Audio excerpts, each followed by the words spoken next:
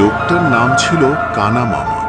আমার মা এবং আমার খালারা তাকে কানা মামা বলেই ডাকত। লোকটা আজন্ম অন্ধ। আমি জানতাম অন্ধদের একটা ভালো গুণ আছে। তারা যে রাস্তা দিয়ে বারবার যাতায়াত করে সে রাস্তায় দিনের যে সময়ে তাকে রেখে আসা হোক না কেন, তারা ঠিকই রাস্তা চিনে আসবে। কিন্তু কানা মামার ক্ষেত্রে তা ছিল ব্যতিক্রম। তিনি নিজে থেকেই কয়েক মাইল পথ পাড়ি দিয়ে অন্য গ্রামে চলে যেতেন, আবার নিজে নিজেই গভীর বেলা বাড়ি ফিরতেন এবং দরজার সামনে দাঁড়িয়ে নিজের শরীর ঝাড়তেন আর যাহ যাহ বলে ধমকি দিতেন। আসলে তিনি ছিলেন একজন ওঝা গোছের লোক। লোকে মুখে জানা যায় তিনি কালো জাদু জানতেন। তার সাথে কিছু জিন আর পেতনি সর্বদা চলাফেরা করে। তারাই তাকে রাতের বেলা পথ দেখিয়ে নিয়ে আসে, আবার চলে যায়। তার আরেকটি দক্ষতা ছিল, তিনি মানুষের স্বর শুনেই বলে দিতে পারতেন লোকটাকে। আমার মা প্রায় 16 বছর পর গ্রামে গিয়ে একদিন তাকে দেখে বললেন, কানা মামা কেমন আছেন? তখন কানা মামার সাথে সাথেই উত্তর দেয়, কিরে রেনু, এত বছর পর এলি?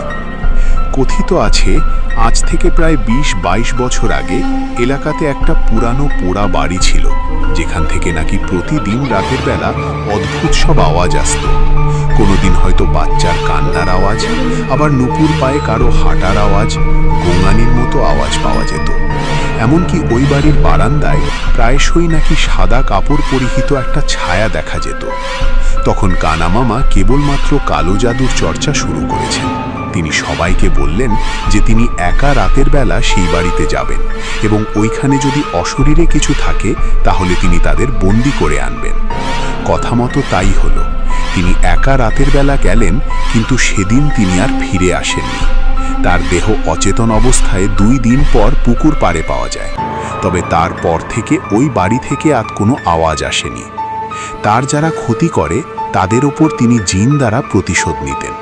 এমনকি জিনরা তার অনুপস্থিতিতে ক্ষতি করত। তার মৃত্যুর পর এমনি একটা ঘটনা ঘটে। এক সদ্য বিবাহিত মেয়ে রাতের বেলা হাত মুখ ধুতে কল পাড়ে যায়। কিছুক্ষণ পরে তার আর্তচিৎকারে তার শাশুড়ি মা বাইরে বেরিয়ে আসে। তিনি গিয়ে দেখেন তার বৌমাকে কে যেন হাওয়ায় ভাসিয়ে নিয়ে যাচ্ছে এবং কিছুক্ষণ পরে পুকুরে ফেলে দেয় আর পানিতে চুবাতে থাকে। সে ঠিকমতো চিৎকার করতে পারছিল না, কারণ তার গলার সোনার চেন কে যেন গলায় চেপে ধরেছিল।